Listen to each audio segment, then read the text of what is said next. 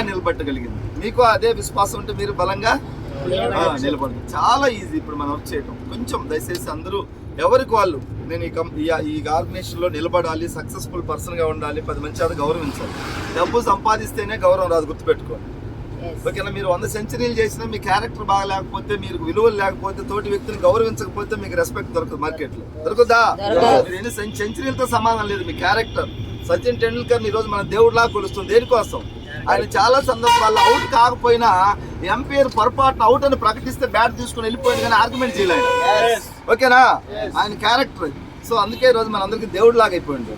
ఓకేనా? ఎస్టీజీలో కూడా మనం అంత పెద్ద స్థాయికి పోకపోయినా మీ టీంలో ఒక 100 మంది ఉన్నారు, 100 మందికి మీరు ఒక గుర్తింపు.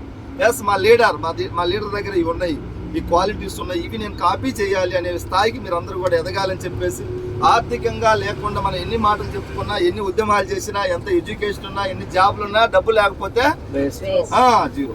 ఎందుకంటే నేను చాలా జిల్లాలో తిరుగుతున్నా, ఎంత పెద్ద పెద్ద లీడర్స్ కనపడతా ఉన్నారు. సార్ నేను ఒకప్పుడు అట్లా చేసిన రాష్ట్రపతి అవార్డు తీసుకున్నా, కేంద్ర మంత్రి అవార్డు తీసుకున్నా, కలెక్టర్ అవార్డు తీసుకున్నట్టు, బట్ డబ్బు లేదు ఇప్పుడు వాళ్ళ దగ్గర.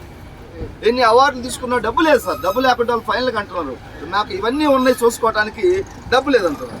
కాబట్టి డబ్బు పుష్కలంగా వెస్టీజ్లో ఉంది.